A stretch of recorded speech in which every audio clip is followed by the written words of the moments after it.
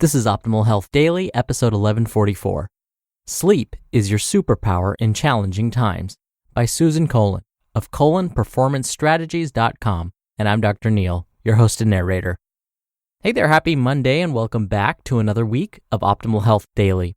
This is where I read to you from some of the best health and fitness blogs on the web, kind of like an ongoing audiobook, and with a bit of my commentary at the end. And don't forget, we have 6 shows covering a bunch of different topics. Check them all out by searching for Optimal Living Daily wherever you're hearing this. But for now, let's get right to today's post as we optimize your life. Sleep is your superpower in challenging times, by Susan Kolon of KolonPerformanceStrategies.com. Our sleep is likely affected by any change to our routine, structure, or environment. I know mine is. If you are having trouble falling asleep, staying asleep, or even going to sleep, take 2 minutes now to adopt one of these strategies as your own superpower, and you'll be on your way to a good night's rest. Sleep is foundational in challenging times. It helps the immune system fight off infection. Getting too little or too much sleep can have a big impact on how you perform daily tasks, both complex and ordinary. Good mental health and sleep are closely aligned. Have you heard that sleep acts like a dishwasher on your brain? Each night, it cleans and recycles so that you start fresh each day and your creativity and productivity are firing at optimal levels. Allowing the full cycle to run is essential because our ability to learn, retain information, and memory skills are dependent on our ability to get both quality and adequate sleep. Are you noticing an increase in your appetite in the past month? Don't automatically attribute it to stress eating. You have 2 hunger hormones, one that stimulates appetite and one that decreases it. When the body is sleep deprived, the levels spike and fall in the wrong directions, leading to an increase in hunger. And with sleep deprivation comes lower energy, so you may be a little less motivated to exercise. Then you may feel sluggish or start to gain a little weight. For both your mental and physical health, let's consider some tips for better sleep. Smart sleep hygiene includes first taking a look at your sleep space. Is it cool, as in temperature? Around 68 degrees is best. Is your bedding appealing and comfortable? What about your pillow? Is it providing good neck support? Next, consider electronics.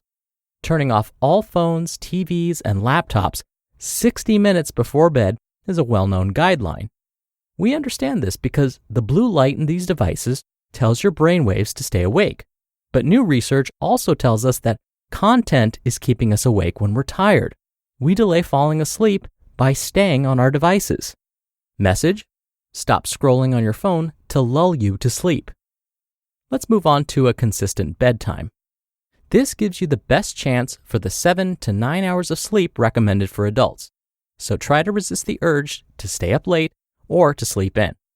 And if you do lie awake, it's good to get out of bed, find a place with dim lighting, and pass some time until you are sleepy by reading a physical book, not an ebook, practicing breathing exercises, or listening to music. And turning a clock away from you can be helpful. The light emitted from a digital clock can also keep you awake.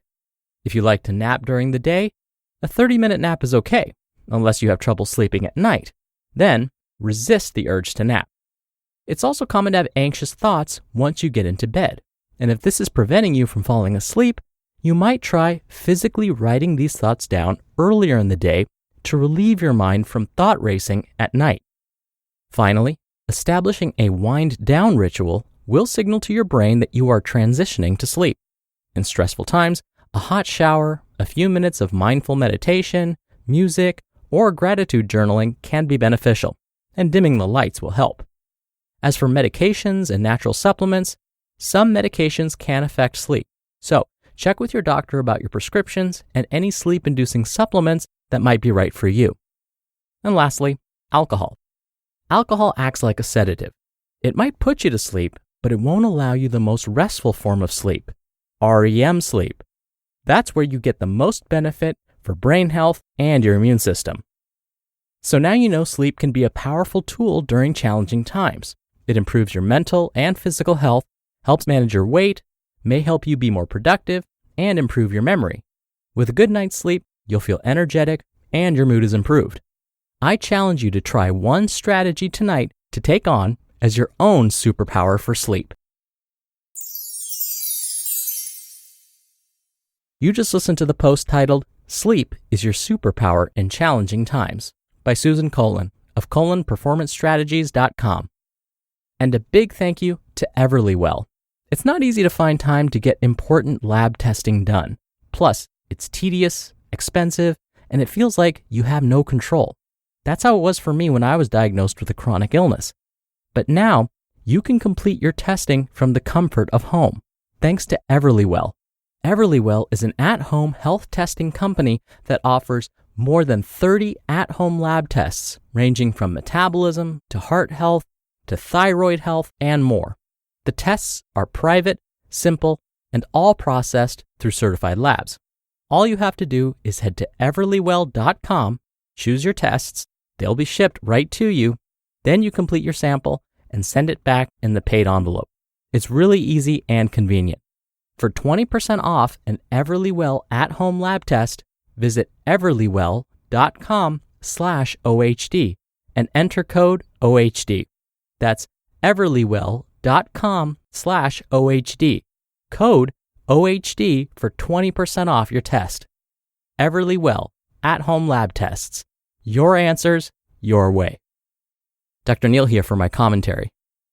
There was a time when it seemed like I would wake up with a sore neck or sore back pretty much every morning. I thought the problem was workout related, that somehow I was overdoing it in the gym or I wasn't using proper form. But even when I was extra careful in the gym, I wasn't able to rid my body of the pain. I even spent some time in physical therapy to see if there was some other underlying health issue, like maybe I permanently damaged a muscle or tendon or ligament, and that's why I was in pain. After multiple visits and a complete workup, there didn't appear to be any obvious trigger for my pain. But then, at one of my appointments, my physical therapist asked me to show her how I slept, meaning, in which position did I usually fall asleep? She then asked about the thickness of my pillow.